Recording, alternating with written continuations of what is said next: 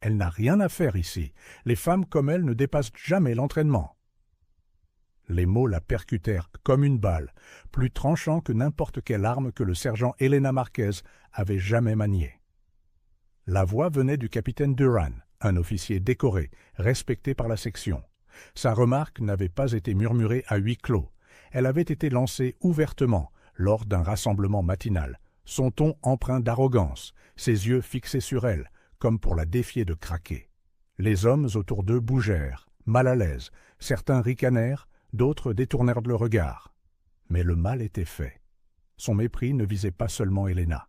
C'était une performance, un rappel délibéré de la hiérarchie qu'il entendait imposer. Elena resta au garde à vous, la mâchoire serrée, le regard droit. Elle avait appris il y a longtemps que le silence pouvait être une arme. Pourtant, sa poitrine la brûlait, pas seulement à cause de l'insulte, mais à cause de la morsure du souvenir. Elle se rappela le visage de son père quand elle s'était engagée, le doute qui avait assombri sa voix quand il lui avait dit « L'armée te dévorera toute crue. Elle n'est pas faite pour toi. » Elle s'était promis qu'elle lui prouverait qu'il avait tort. Pas seulement à lui, à tout le monde. Son parcours dans l'armée n'avait pas été marqué par le privilège ou l'héritage. Elle n'était pas la fille de généraux, ni ne portait l'aura d'une réputation héritée. Elle était une fille d'une ville oubliée, endurcie par les épreuves, portant le poids des sacrifices de sa mère et l'absence de son frère, disparue dans une guerre qui ne l'avait jamais ramenée à la maison.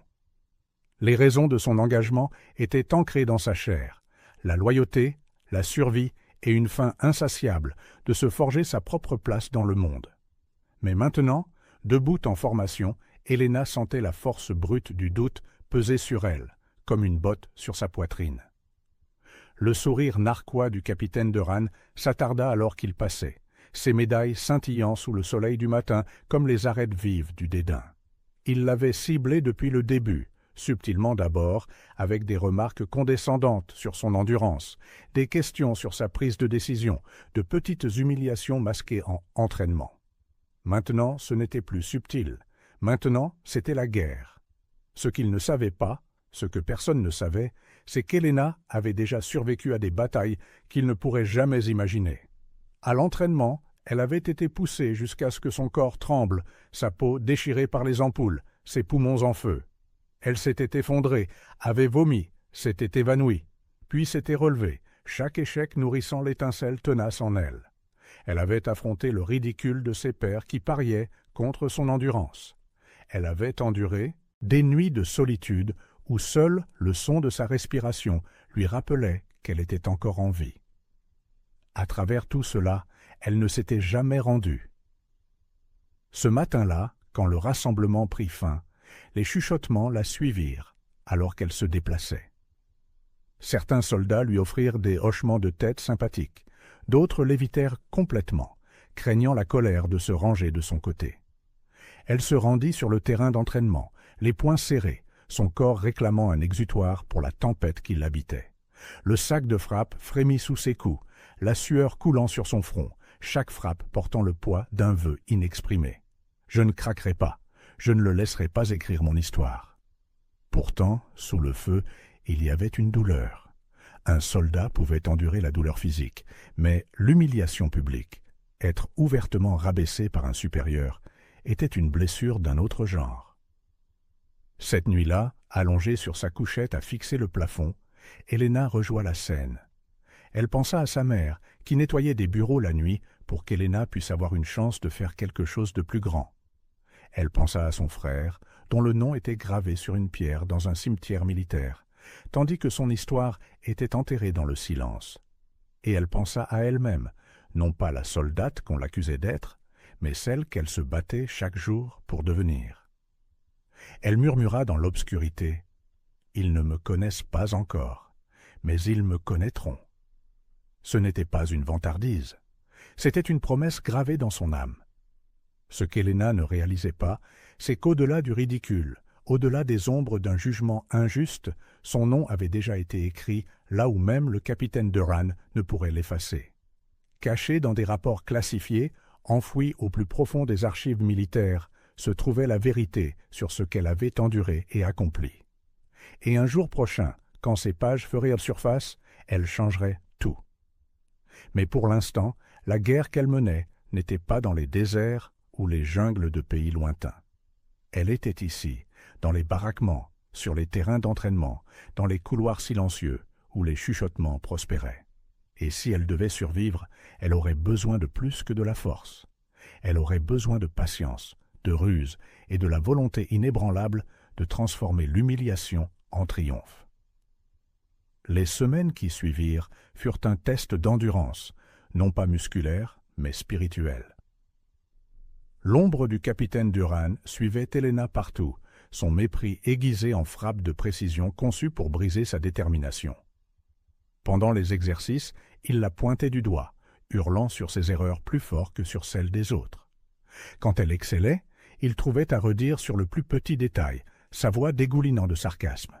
« Pas mal, pour une femme », ricana-t-il une fois après qu'elle eut terminé une course de 16 kilomètres avant la moitié de la section. Des rires suivirent, hésitants, mais réels.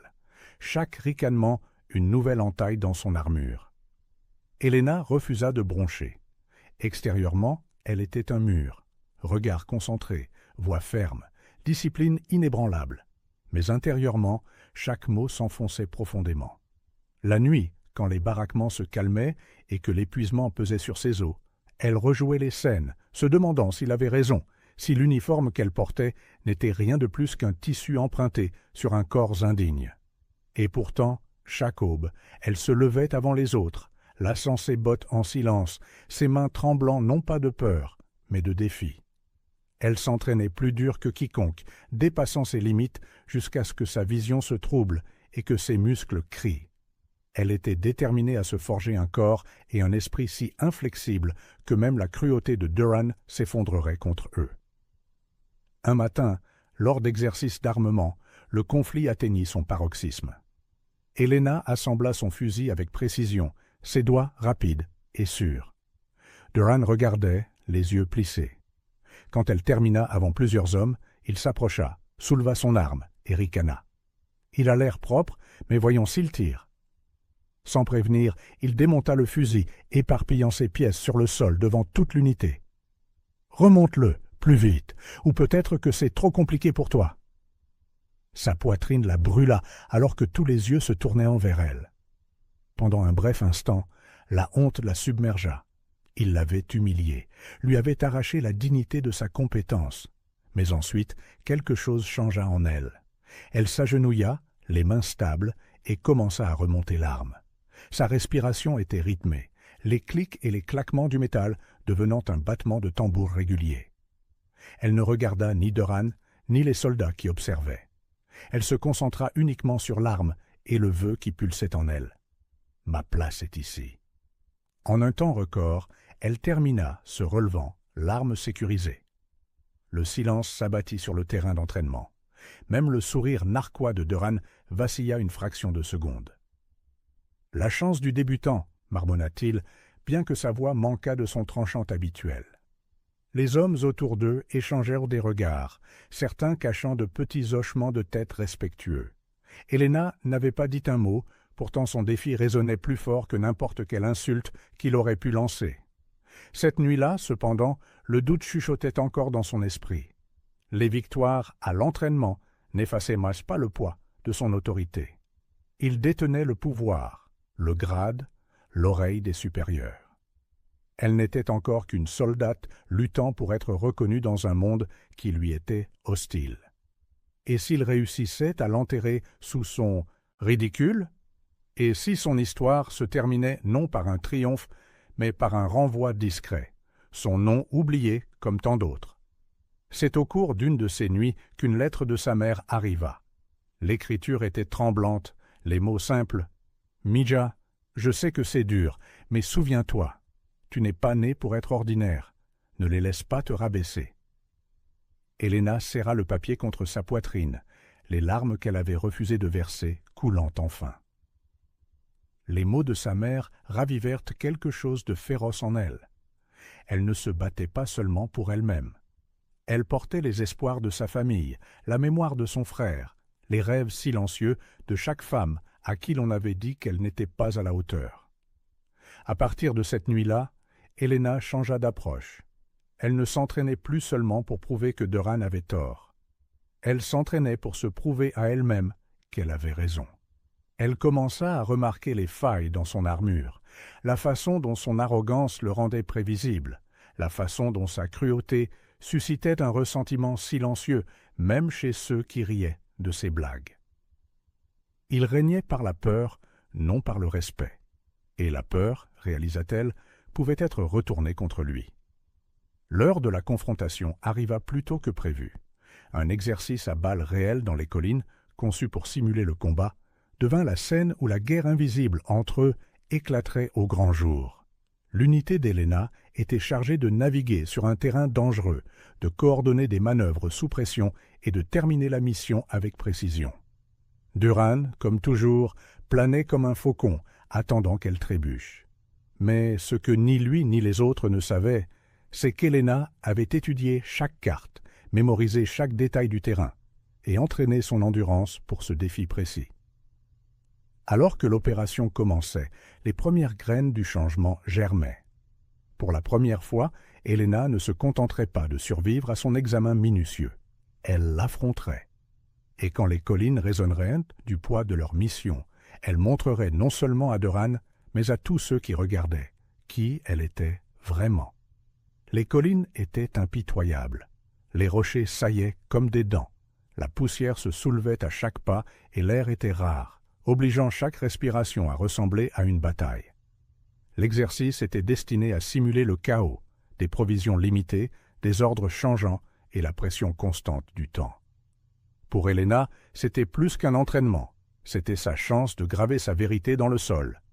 La section se déplaçait en formation, les sacs lourds, les armes sécurisées. Helena portait son poids sans se plaindre, chaque pas assuré, son esprit rejoint les cartes du terrain qu'elle avait étudiées. Le capitaine Doran rôdait derrière l'unité, sa voix fendant l'air, avec des ordres et des insultes. « Continuez d'avancer.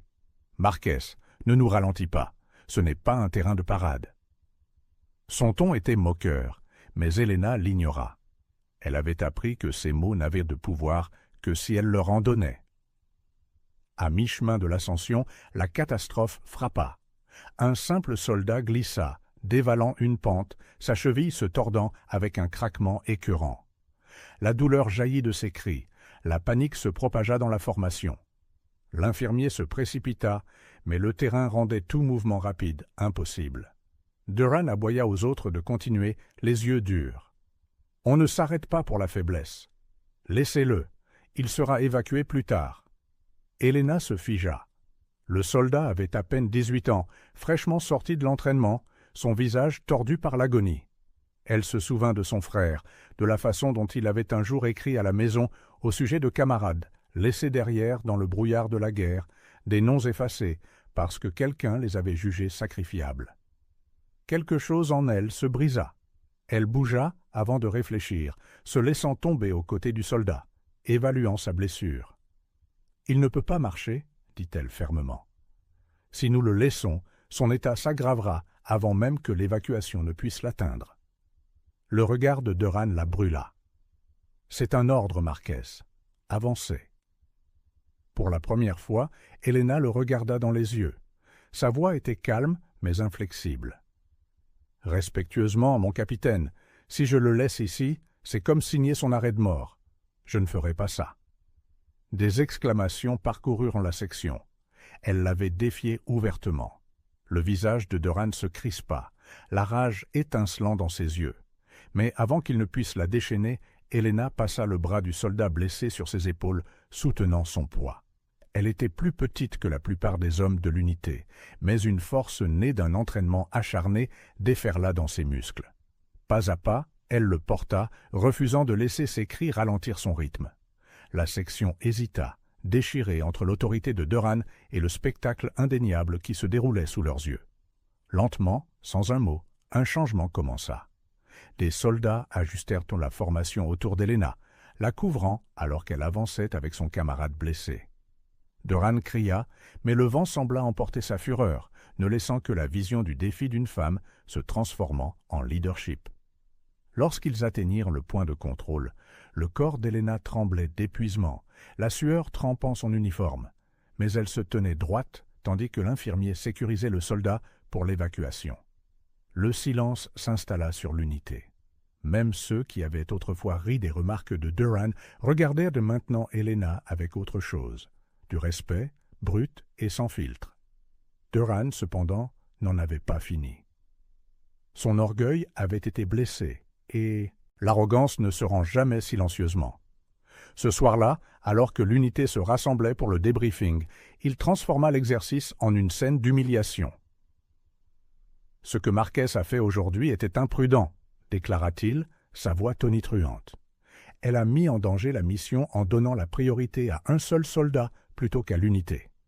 Ce n'est pas du leadership, c'est du sentimentalisme. Et le sentimentalisme n'a pas sa place à la guerre. » Les mots la blessèrent, mais cette fois, Helena ne resta pas silencieuse. Elle se leva, la voix ferme, portant le poids de la vérité qu'elle avait vécue. « Avec respect, mon capitaine, le leadership, ce n'est pas abandonner ses hommes. Une mission sans soldats n'est pas une mission du tout. Vous appelez ça du sentimentalisme. J'appelle ça le devoir. » La pièce devint silencieuse. Personne ne lui avait jamais parlé de la sorte. Certains soldats baissèrent les yeux, effrayés. D'autres la fixèrent, une étincelle de fierté s'allumant dans leurs expressions. Pour la première fois, le capitaine Durham avait été défié, non pas en chuchotant, mais ouvertement, avec des mots qui perçaient plus profondément que sa propre cruauté. Plus tard dans la nuit, Helena était assise seule, à l'extérieur des baraquements, l'air frais caressant sa peau. Elle savait qu'elle avait franchi une ligne. Le défier publiquement signifiait des conséquences, une sanction disciplinaire, peut-être même une réaffectation. Mais en regardant les étoiles, elle ne ressentit aucun regret. Pour la première fois depuis son engagement, elle sentit le vent tourner. Pas complètement, pas encore, mais assez pour savoir que son histoire ne s'écrivait plus en silence. Ce qu'elle ne pouvait pas voir, dans ce moment tranquille, sous le vaste ciel nocturne, c'est que son nom avait déjà commencé à faire surface dans des rapports hors de sa portée. Des observateurs avaient noté son défi, son endurance, son refus d'abandonner un camarade. Pendant que Durham préparait sa vengeance, d'autres, plus haut placés, commençaient à la voir non pas comme une faiblesse, mais comme quelque chose de bien plus dangereux pour lui, la preuve que son arrogance pouvait être défaite. Et bientôt, lorsque les ordres arriveraient pour une vraie mission, au-delà des terrains d'entraînement et du chaos simulé, Helena serait mise à l'épreuve d'une manière que ni elle, ni Durham ne pouvaient anticiper. Les ordres de mission arrivèrent sans prévenir, livrés avec l'urgence laconique d'un message militaire. Un convoi devait escorter des fournitures essentielles à travers une zone instable, une région marquée par les embuscades et le sabotage. Ce qui avait été un exercice dans les collines allait maintenant devenir une question de survie en terrain hostile. Pour la plupart, la mission était une routine, dangereuse, mais familière. Pour Helena, c'était le moment où tout convergeait.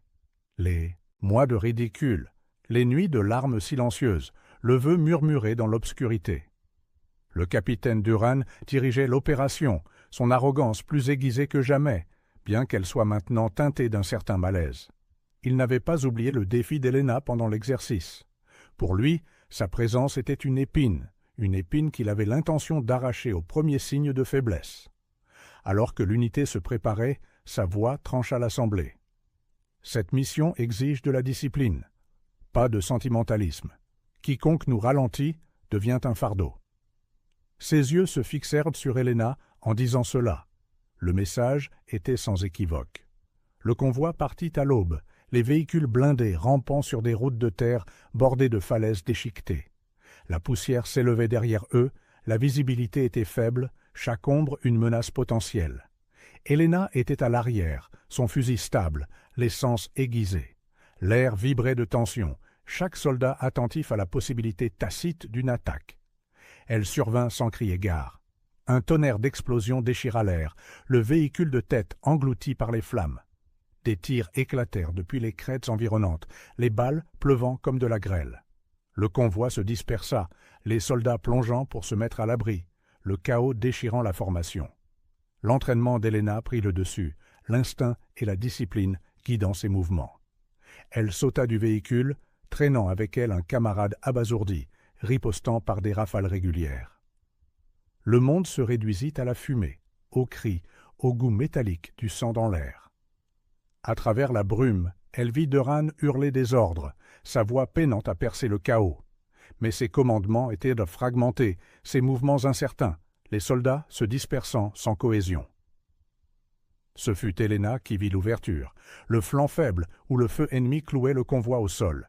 Sans attendre, elle cria aux soldats les plus proches, sa voix s'élevant au-dessus des tirs. « Couvrez la gauche! Avancez! Bougez! Maintenant !» Ces mots portaient l'urgence mais aussi la clarté, celle qui tranche la peur. Les soldats répondirent, se ralliant instinctivement autour d'elle, leur formation se resserrant à mesure qu'ils avançaient. Elle se déplaça avec eux, le cœur battant, les balles sifflant à ses oreilles.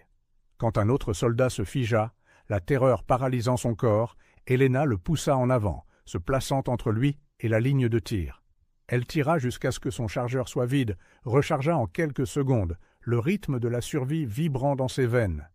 Pas à pas, ils repoussèrent l'ennemi, forçant le silence sur les crêtes, jusqu'à ce qu'il ne reste que la fumée. Quand les tirs cessèrent, le convoi était mal en point, mais intact.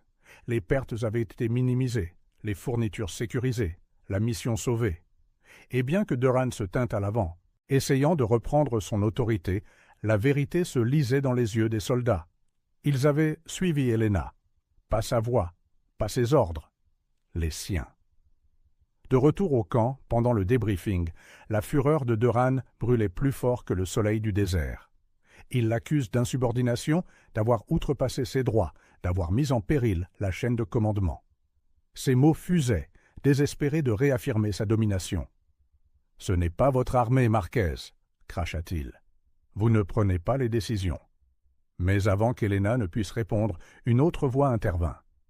Celle du commandant Rivas, un officier supervisant la mission. Son ton était calme, mais ferme. « Elle a fait ce que vous avez échoué à faire, mon capitaine. Elle leur a donné une direction.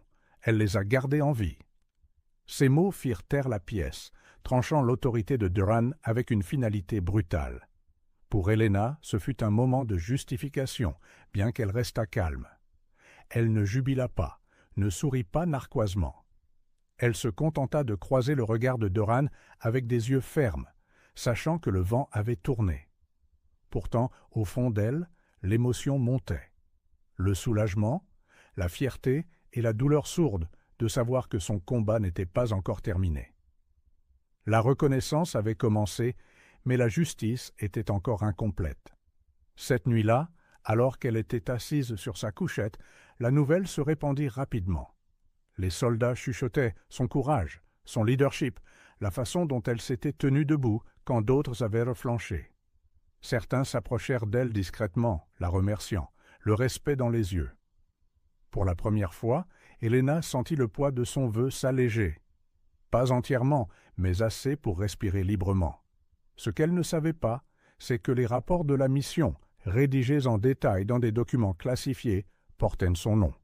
Ils décrivaient ses actions, son défi sous le feu, son leadership qui avait transformé le chaos en survie. Et dans des bureaux loin du champ de bataille, son histoire commençait à prendre forme, non pas comme une exagération, non pas comme une rumeur, mais comme un fait indéniable. Le capitaine Doran, cependant, n'en avait pas fini.